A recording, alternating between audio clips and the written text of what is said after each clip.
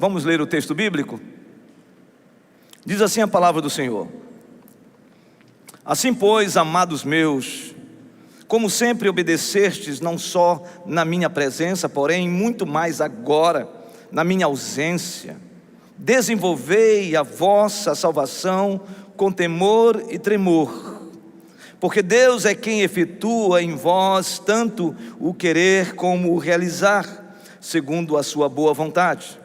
Fazei tudo sem murmurações nem contendas, para que vos torneis irrepreensíveis e sinceros, filhos de Deus, inculpáveis no meio de uma geração pervertida e corrupta, na qual resplandeceis como luzeiros no mundo, preservando a palavra da vida, para que no dia de Cristo eu me glorie de que não corri em vão, nem me esforcei inutilmente.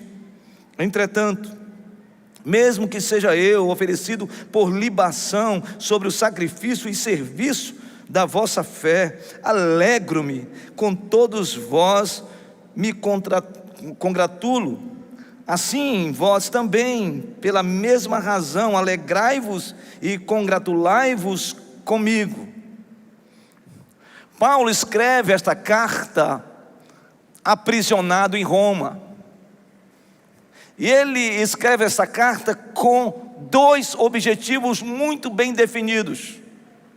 Primeiro, agradecer a igreja de Filipos pela solidariedade, pelos donativos, pelas ofertas missionárias, para que ele continue avançando no progresso do Evangelho. Então ele é grato a esta igreja que cooperou com ele durante as viagens que ele fez para a proclamação do Evangelho. Então o coração de Paulo era um coração grato. O segundo propósito que o apóstolo Paulo escreve esta carta é para responder, ou melhor, para falar com essa comunidade de algo que estava preocupando o seu coração. Quando ele recebe informações do seu discípulo Epafrodito, que disse a ele que a igreja de Filipos estava passando por um problema. E o problema desta igreja é que havia uma certa desunião, um partidarismo dentro da igreja. A igreja estava meio que dividida, estava vivendo um tempo de dissensão. Então Paulo escreve esta carta para exortar, para aconselhar, para orientar os crentes filipenses de como eles deveriam proceder diante de uma igreja que estava vivendo um tempo de desunião. O texto que compartilhamos no domingo passado, nós percebemos isso claramente, porque Paulo usa o versículo 5 até o versículo de número 11, falando sobre a humilhação de Cristo e a exaltação de Cristo, dizendo a esses irmãos que eles deveriam olhar para Cristo, olhar para Jesus. Se eles estavam vivendo um tempo de contendas entre eles, eles precisavam olhar para Jesus, aquele que, mesmo sendo o próprio Deus, não usurpou o ser igual a Deus, antes a si mesmo se esvaziou, ou seja, ele abriu mão de toda a sua glória, não dos predicativos divinos, mas sim da glória, da sua realeza, da sua majestade, por amor a mim e a você. E se o próprio Cristo foi levado à morte de cruz, por causa de mim e de você, então, qual é a questiúncula, qual é a contenda que não pode ser resolvida quando a gente tem Jesus como paradigma da nossa vida? É exatamente isso que o apóstolo Paulo está falando. Então Paulo, ele aprofunda a sua teologia. Eu não sei se você sabe, mas quando a gente fala de teologia paulina, a gente divide a teologia do apóstolo Paulo em dois pontos. O que a gente chama de a ortodoxia do apóstolo Paulo e a sua ortopraxia.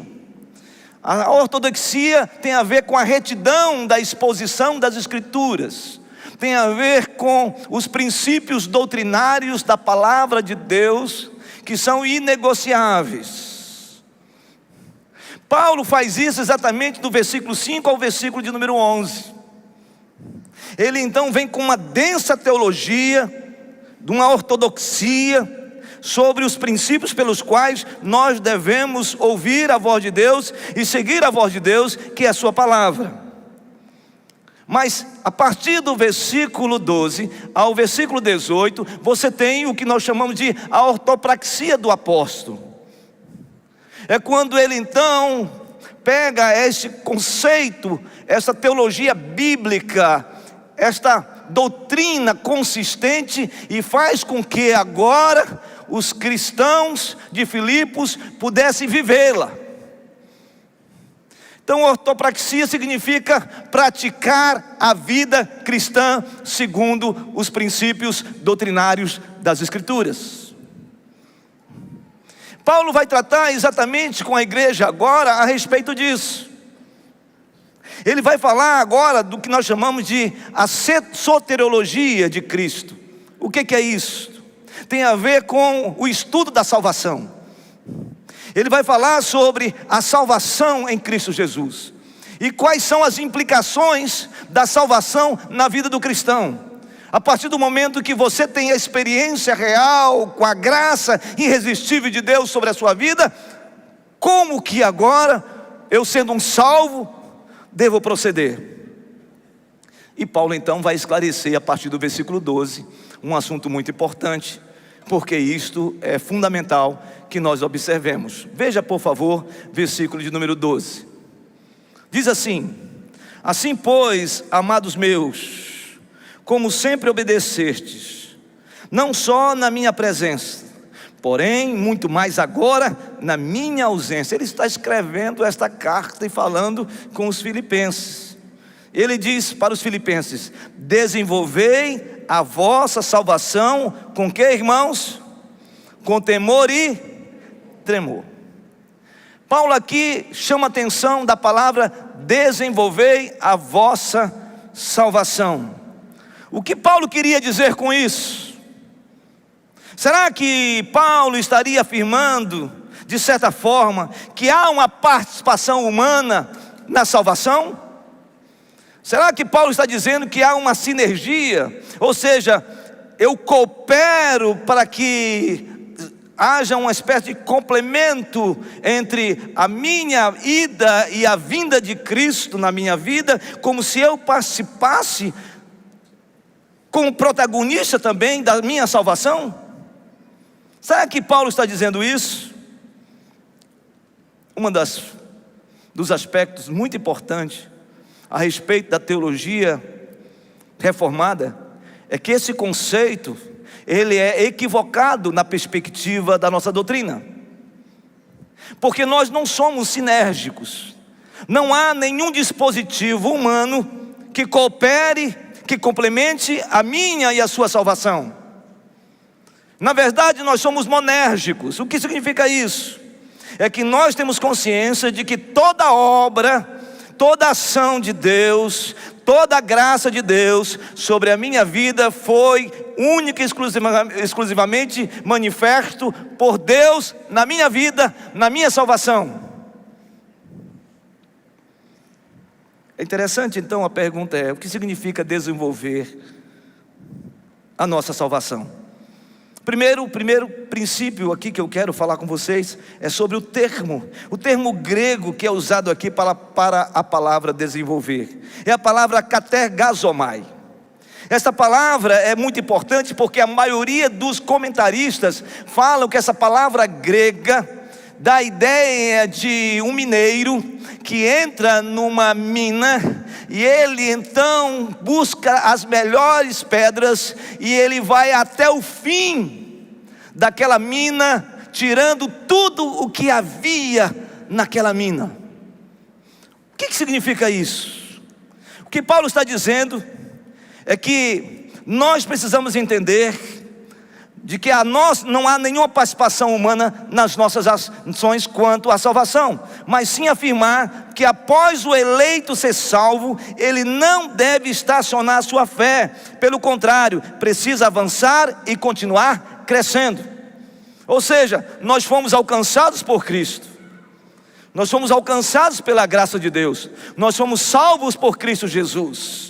Mas agora, sendo salvos como somos salvos em Cristo Jesus, nós devemos então continuar a viver uma vida cristã, cheia da presença de Deus, cheia da unção de Deus, cheia do Espírito Santo de Deus, que nós possamos continuar vivenciando verdadeiramente a salvação que foi imputada em nós em Cristo Jesus, por Cristo Jesus. Segundo princípio que nos chama a atenção é que o apóstolo Paulo, além de mostrar na perspectiva da linguagem grega o que significa esse verbo, desenvolver a vossa salvação, há um outro aspecto importante aqui. É que Paulo não está escrevendo esta carta para incrédulos. Paulo não está escrevendo a carta aos filipenses para o povo da cidade de Filipos tão somente. Paulo está escrevendo esta carta para os crentes da igreja de Filipos. E aí você pode observar isso, por favor, no capítulo 1, versículo 1 de Filipenses. Observe o que diz o texto: Paulo e Timóteo, servos de Cristo Jesus, a todos os santos em Cristo Jesus, inclusive bispos e diáconos que vivem em Filipos, graça e paz a vós outros, da parte de Deus, nosso Pai, e do Senhor Jesus Cristo. Paulo aqui, ele é enfático.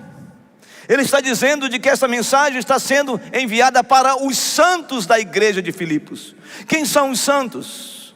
São aqueles que foram separados por Deus, são os eleitos de Deus, são os chamados de Deus. Antes da fundação do mundo, Deus chamou, Deus elegeu os seus filhos. Mais do que isso, ele diz também em relação aos bispos, aos diáconos. Em outras palavras, Paulo está mandando e enviando esta mensagem para a igreja de Filipos. Portanto, se ele está falando com a igreja, não havia significado, ou melhor, não havia sentido de Paulo estar falando a respeito de desenvolver a salvação, porque do contrário, ele poderia estar aqui como se fosse um processo de proclamação para aqueles que não conhecem a Deus. Não, Paulo escreve aos membros da igreja dizendo: vocês precisam se aprofundar na salvação, na fé de vocês, na caminhada de vocês, na vida cristã de vocês. Vocês precisam fazer como um mineiro que vai perscrutando, que vai entrando na mina mais profunda para encontrar as melhores pedras preciosas. É isso que vocês devem viver. É assim que nós cristãos, é assim que os salvos em Cristo precisam viver para a glória de Deus. Vencido o versículo 12, Paulo então vai falar quais são as lições que nós precisamos aprender como pessoas salvas em Jesus. Quais são as lições? Primeira lição, e é importante que a gente saiba disso: a salvação, ela deve ser demonstrada por uma ação exclusiva de Deus.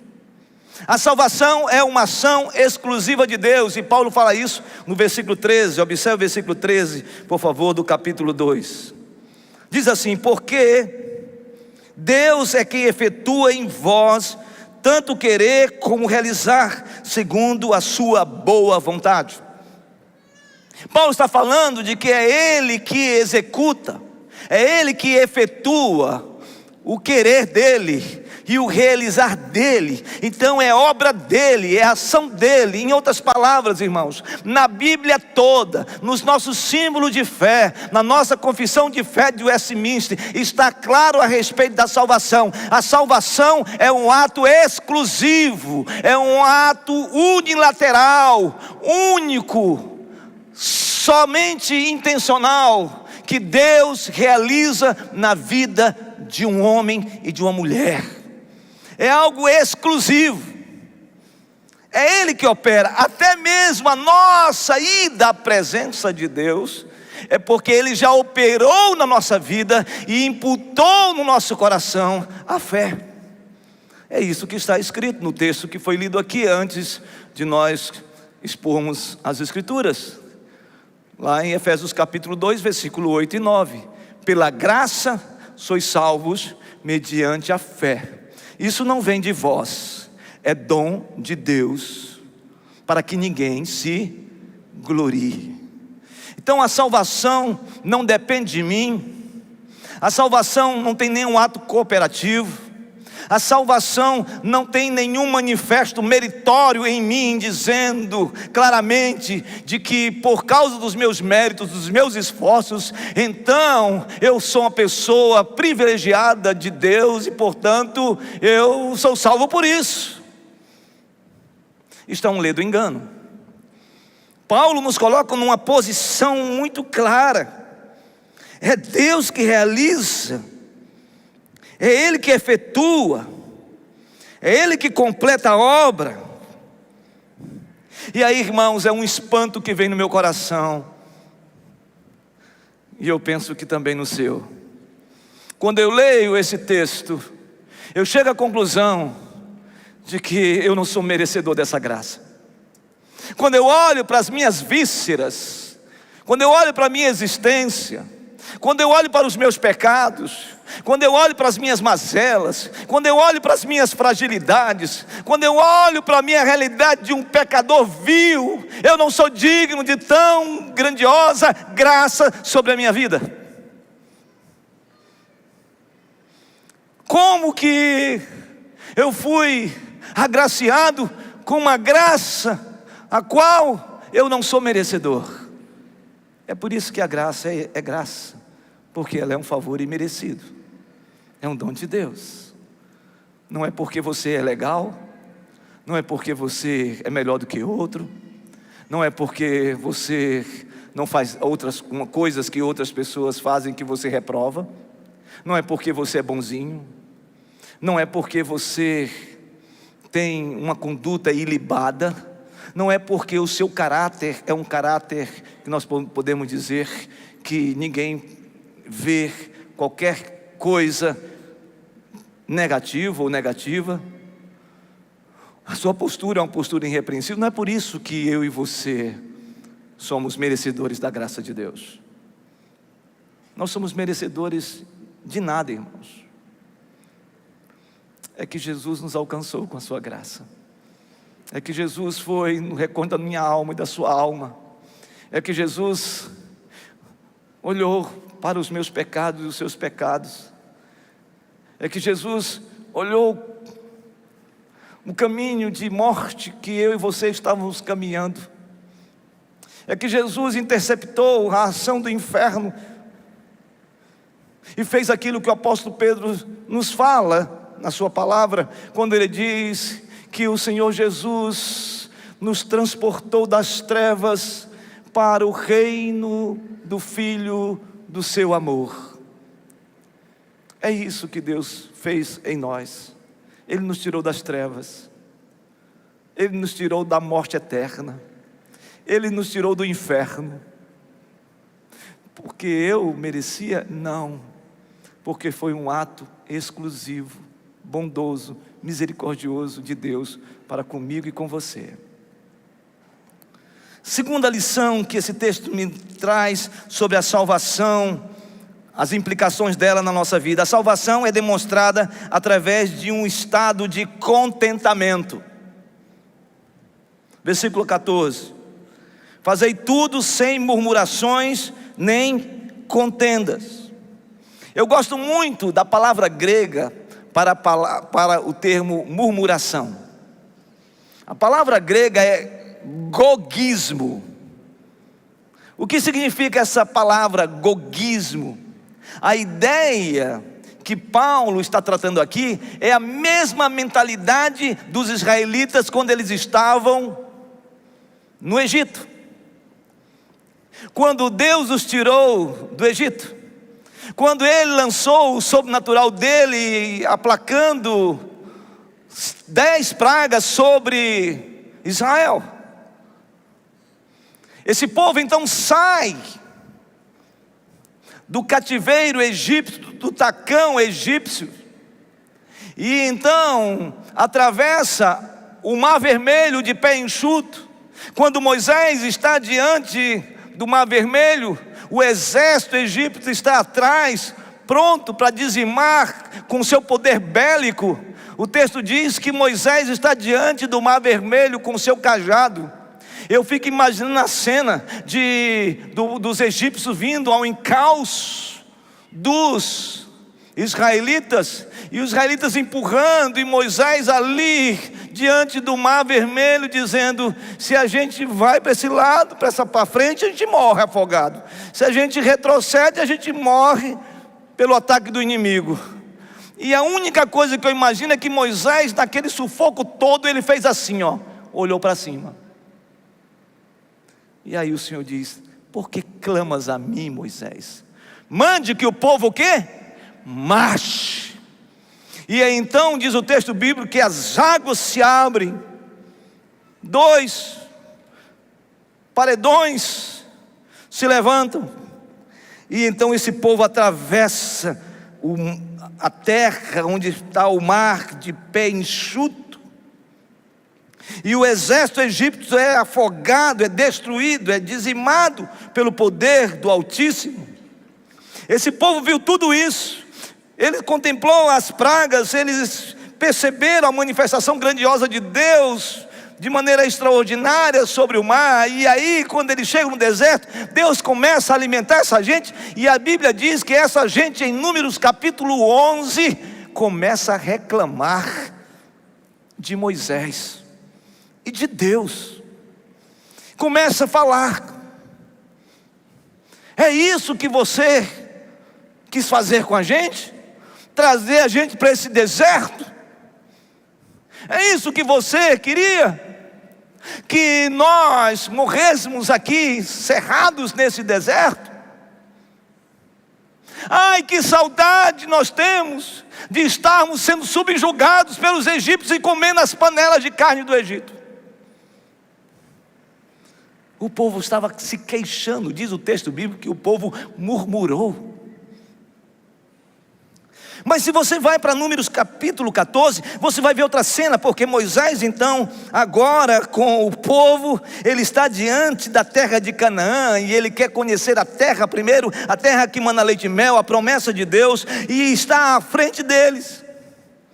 E diz a Bíblia Sagrada que naquele momento, Moisés envia 12 espias para espiar a terra, 12 simbolizando cada uma tribo de Israel. Eles entram na terra, e quando eles voltam felizes, com um cacho de uva que não dá para carregar uma pessoa, eram 2 carregando aquele cacho de uva. E o povo então vê aqueles 12 espias entrando no arraial de Israel, e todo mundo celebrando, felizes da vida. E Caleb e Josué disseram: vamos entrar na terra, porque a terra é boa. Entremos e possuamos a terra. Mas os outros 10, não.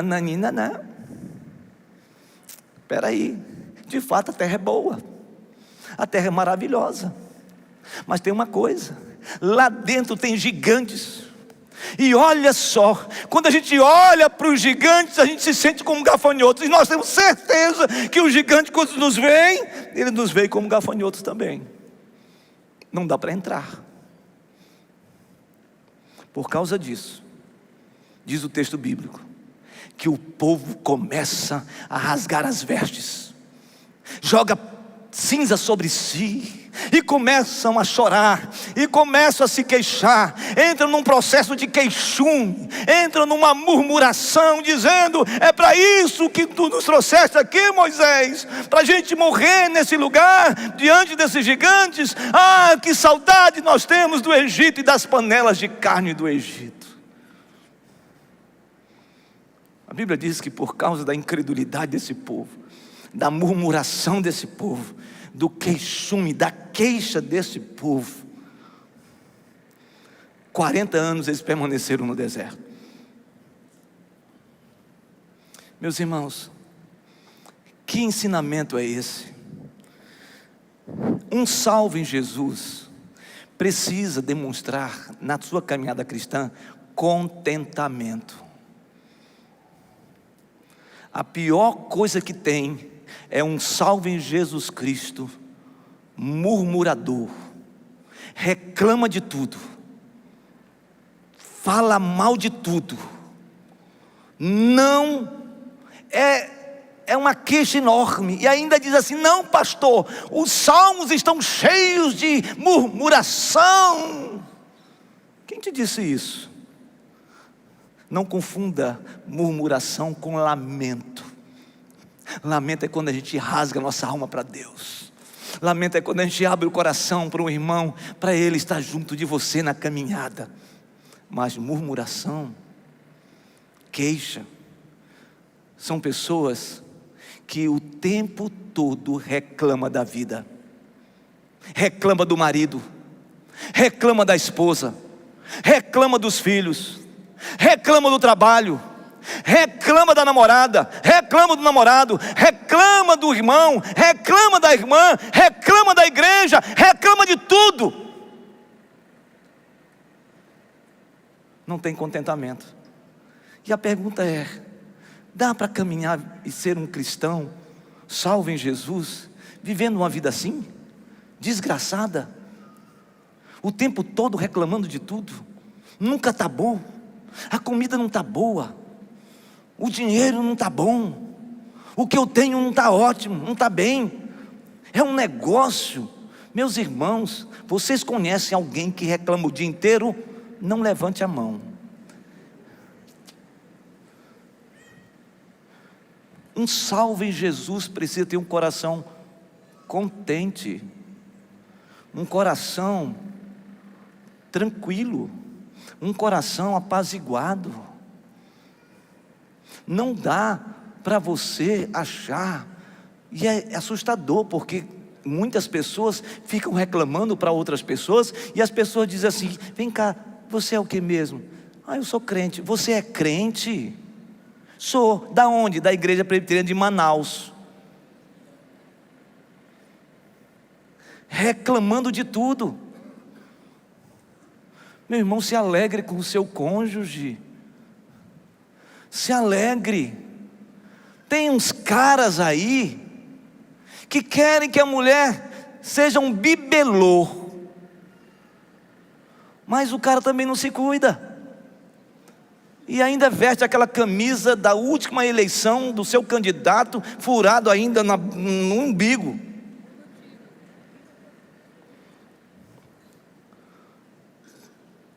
Eu não entendo isso. Tem gente que se alegra mais com os filhos dos outros do que com os filhos dele. Ah, eu queria que o meu filho fosse como o seu filho. Ah, eu gostaria que o meu filho fosse assim, assado. É seu filho, ame-o.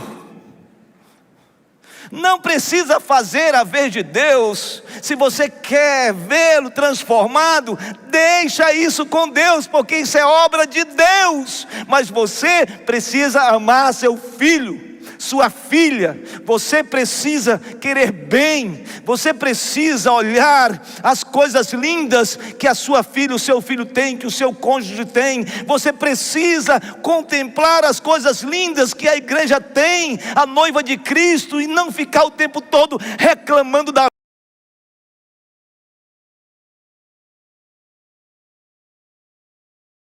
vida de grupo familiar, fosse que nem aquele outro líder. Isso não é postura de salvo. Porque alguém salvo, que vai na mina e busca as melhores pedras, é aquela pessoa que não desiste, que quer se aprofundar, que quer ter vida com Deus, que quer ter intimidade com Deus, que quer ter experiência com Deus, que quer ser cheio do Espírito Santo, que quer ter a unção do Senhor, que quer viver para Deus. E quando o crente vive nessa dimensão, cai a escama dos olhos, as películas dos olhos saem, e você contempla um mundo muito mais cheio de color, um mundo mais bonito. Meu irmão, minha irmã, se alegre. Saia daqui hoje dizendo: eu vou sair hoje daqui em paz, alegre, feliz, porque o Senhor me deu uma família abençoada, porque o Senhor me deu uma esposa de Deus, porque o Senhor me deu um marido de Deus. Eu sei que ele é cheio de coisa, de complicações, mas o Senhor me deu essa pessoa. Louvado seja o teu nome, Senhor. Muito obrigado pelo meu filho, pela minha filha. Que coisa boa saber que o Senhor me deu essas pessoas para eu viver com elas, andar com elas, amá-las. Senhor, muito obrigado pela vida da minha igreja, que prega verdadeiramente a Tua palavra, que expõe as Escrituras. Muito obrigado, Senhor Deus, porque apesar de ter tanta gente falha, como eu também sou, mas muito obrigado, porque eu faço parte de uma igreja que professa o Teu nome.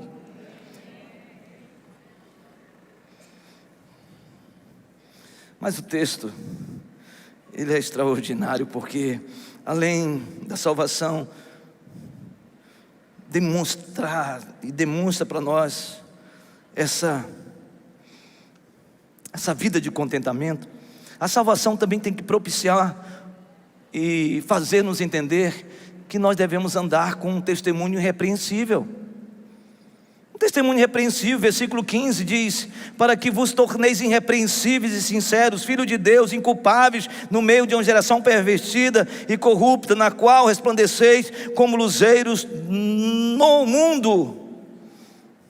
O cristão tem que ter postura, o cristão tem que ter conduta ilibada, irrepreensível, uma postura séria. O salvo em Cristo Jesus tem que ser sim, sim, não, não. Não tem que ficar andando pelos corredores falando dos outros ou aumentar qualquer coisa a respeito de outras pessoas. Um salvo em Jesus tem que parar de ser fofoqueiro. Um salvo em Jesus tem que fazer os negócios corretos. Um salvo em Jesus tem que parar de ter uma vida de bebedice. Um salvo em Cristo Jesus tem que sair fora de toda prostituição, de todo adultério. Um salvo em Jesus Cristo precisa ter uma postura que as pessoas olhem e contemplem que é de fato um luzeiro de Deus. É isso que Jesus nos chama a atenção em Mateus capítulo 6, versículo 13 e 16. Ele diz: vós sois sal da terra. Ora, se o sal vier a ser insípido, como lhe restaurar o sabor? Para nada mais presta, senão para lançado fora, ser pisado pelos homens. Vós sois a luz do mundo. Não se pode esconder a cidade edificada sobre um monte, nem se acende uma candeia para colocá-la debaixo do alqueire, mas no velador, e alumia todos que se encontram na casa.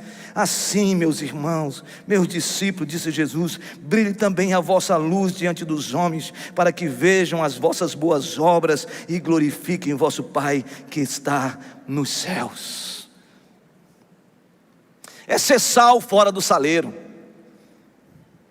é ser luz, não debaixo de uma cama, não debaixo de uma mesa, mas no velador, no expositor, para que haja um iluminar de todo o ambiente.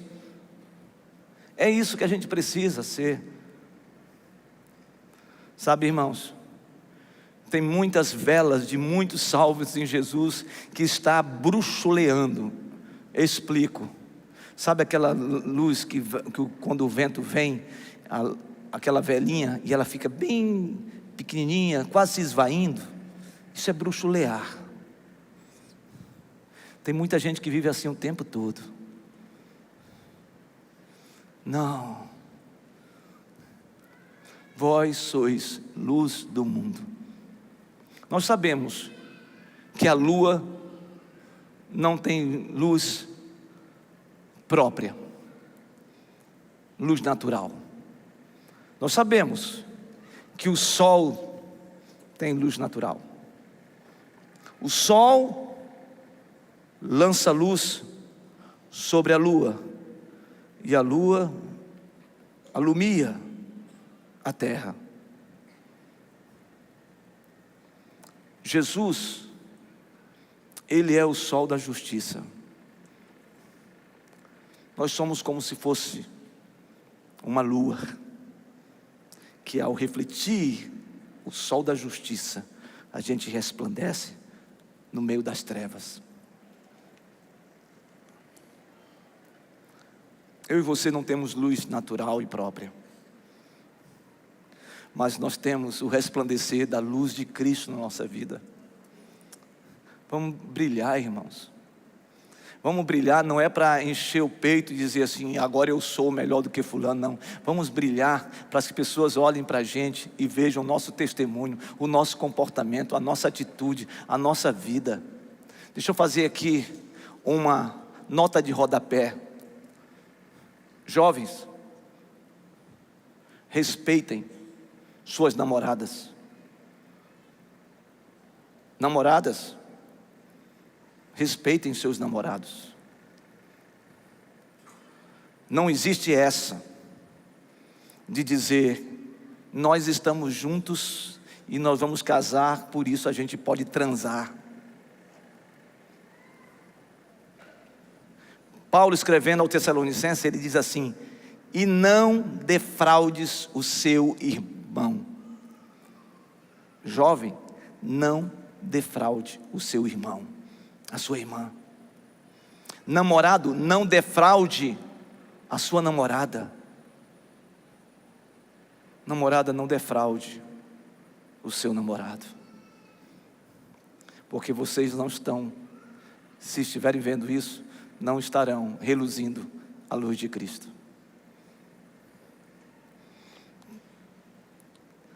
Nós temos sido irrepreensíveis, irmãos, como salvos em Jesus. Nós temos tido uma postura correta. Talvez, irmãos, a gente olhe para isso e diga assim, mas eu sou um pecador. Sim, eu também sou um pecador, nós somos pecadores. Nós temos lutas.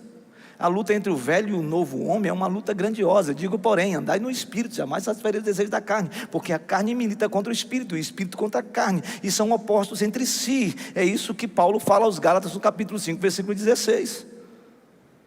Mas todas as vezes que eu busco a Deus, que eu vivo para a glória de Deus, que eu tenho experiência com Deus, o novo homem cresce aqui dentro, em santidade. Todas as vezes que eu vivo longe de Deus, da sua palavra, da sua direção, e eu não vivo em obediência a Ele, então o velho homem começa a crescer. E aí eu faço coisas cheias de loucuras. Um salvo em Jesus Cristo precisa viver em novidade de vida, como um novo homem lavado pelo sangue do Cordeiro.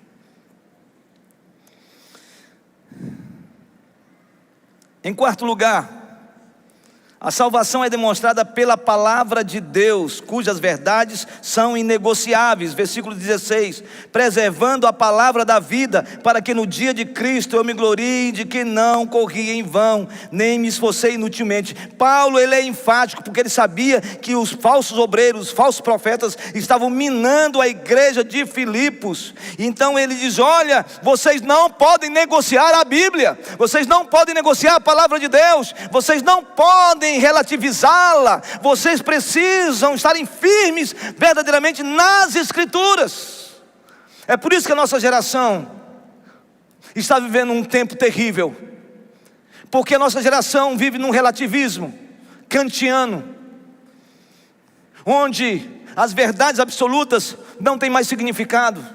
Quando um filho chega para o pai e para a mãe e diz, pai, isso aí é na tua época, a minha época é outra, a tua conversa é essa, a minha é outra.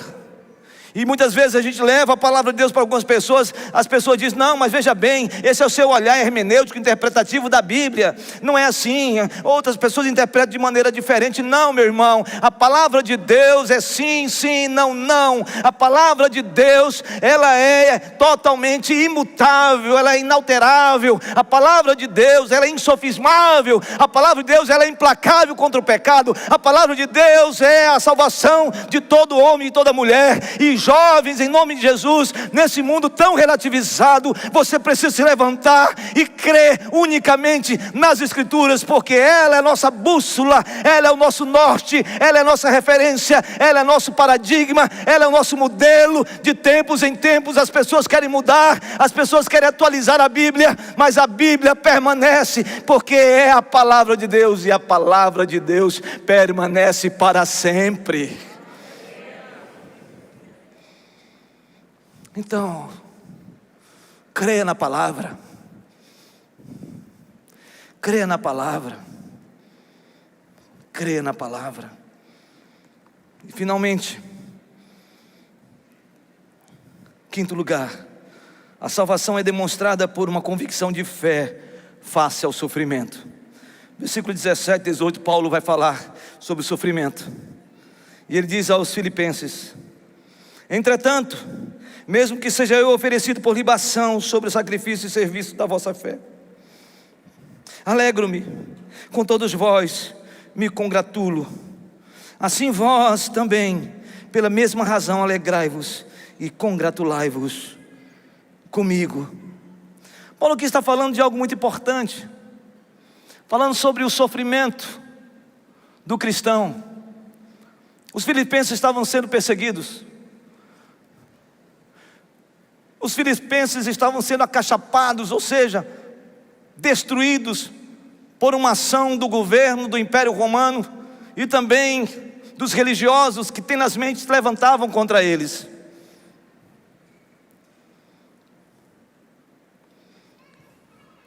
Quem tem se levantado contra você, meu irmão? Qual tem sido, ou quem tem sido o seu algoz o tempo todo, lhe fustigando, levantando injúrias contra você, maledicência, levantando todo o mal contra você?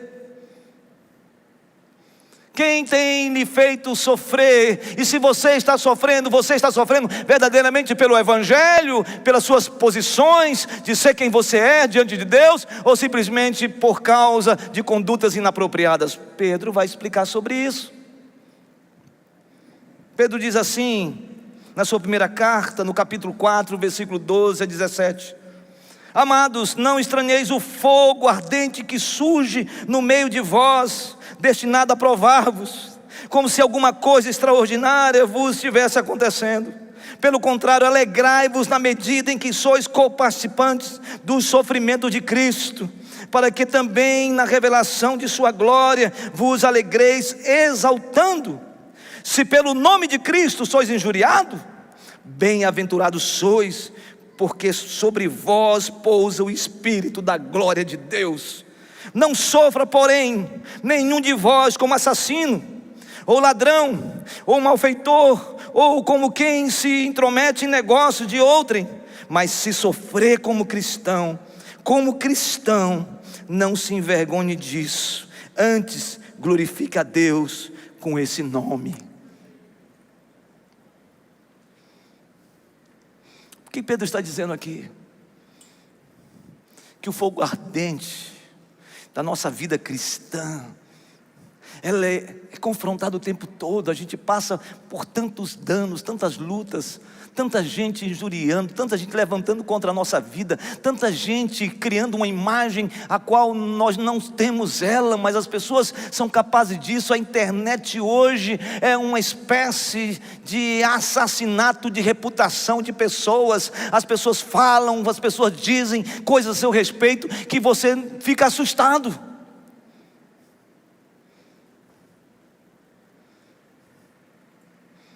Mas o Senhor Jesus disse algo interessante em Mateus capítulo 5.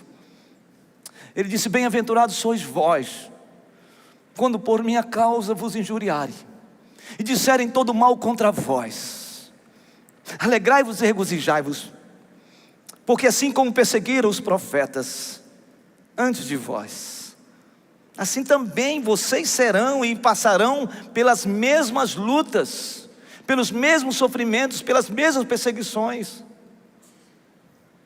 Então você que está aqui muitas vezes se sentindo injustiçado, alguém que puxou seu tapete, alguém que fica o tempo todo denegrindo, depreciando a sua vida, o seu caráter, a sua imagem.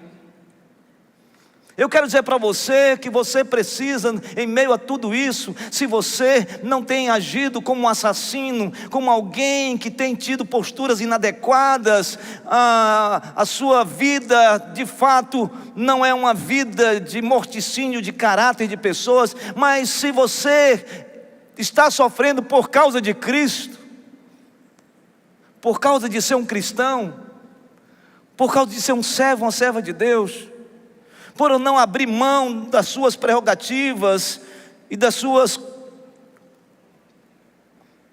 convicções a respeito de Jesus, então se alegre, regozija-te, fica feliz. Isso não é masoquismo não, isso significa de que tanta gente no passado passou pelas mesmas situações e os mesmos dramas. Se você ler Hebreus capítulo 11, diz claramente lá que pessoas foram cerradas pelo meio, pessoas foram queimadas em praça pública, pessoas que amavam a Deus foram jogadas aos leões, pessoas por amor a Deus foram levantadas no madeiro, de Jerusalém a Roma, onde aquele madeiro era betumado e jogado aquele óleo e fogo sobre cada um daquelas pessoas crucificadas para iluminar a passagem dos soldados pretorianos. Então, se você tiver de sofrer por Cristo, sofra, porque isso é glória de Deus. A ilustração para isso é a história do apóstolo Paulo. E com isso eu quero terminar essa mensagem. O apóstolo Paulo escreve essa carta aos Filipenses. Paulo esteve em Filipos na sua segunda viagem missionária.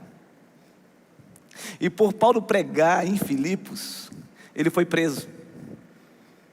Ele e Silas foram presos. E eles foram presos num calabouço, no lugar mais terrível daquela prisão. E antes de ter sido colocado ali, com certeza eles foram surrados. Porque não é à toa que Paulo diz que 3 vezes ele foi surrado até 39 chibatadas. Porque se completasse a 40ª era para a morte. Então Paulo estava lá naquele lugar, amarrado no tronco dos seus pés. E Paulo, diante de tudo aquilo,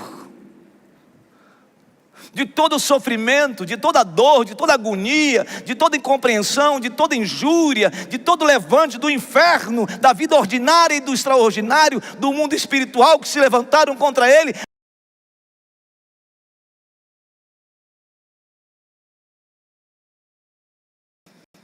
ele começa a adorar. Eu não sei qual era o cântico que o apóstolo Paulo estava cantando no meio daquela dor toda, né? Poderia ser: Tu és soberano sobre a terra, sobre os céus, Tu és Senhor. O quê? Absoluto, tudo que existe acontece, Tu sabes muito bem, Tu és tremendo, e apesar desta glória que tens, Tu te importas comigo também, e este amor tão grande eleva-me, amarra-me a Ti. Tu és o quê?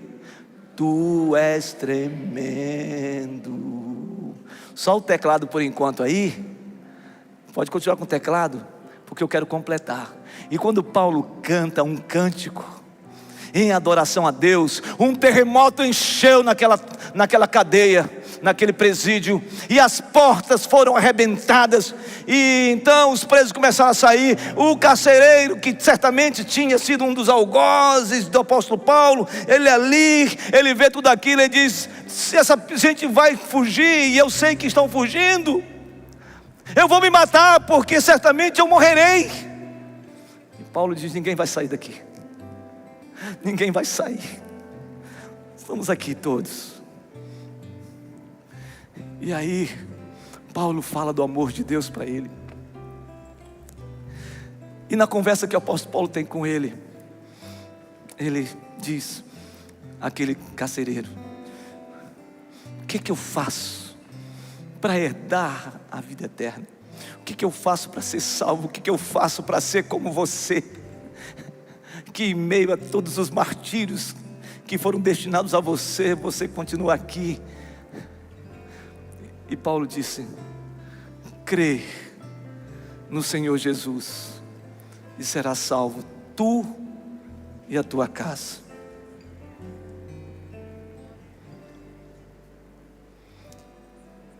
Quando o sofrimento que nós passamos é divino, ele é capaz de constranger o mais terrível algoz da nossa alma. Quando o sofrimento que passamos é por causa da causa de Cristo, esse sofrimento é capaz de constranger aquele que tem se levantado contra você, contra a sua casa, porque o constrangimento vai ser de um amor tão constrangedor, que esta pessoa vai se render à graça irresistível. Eu quero concluir esta mensagem com uma frase do Dr. Warren Wiersbe. Ele diz o seguinte: a vida cristã não é uma série de altos e baixos. A vida cristã é um processo constante em que Deus opera em nós, enquanto praticamos o que Ele nos ensina. A vida cristã não é uma série de altos e baixos. A vida cristã é um processo constante em que Deus opera em nós, enquanto praticamos o que Ele nos ensina. Você que é salvo em Jesus, saiba que você foi salvo por uma ação amorosa e exclusiva de Deus. Que Deus nos abençoe nessa noite, em nome do Senhor Jesus Cristo. Amém.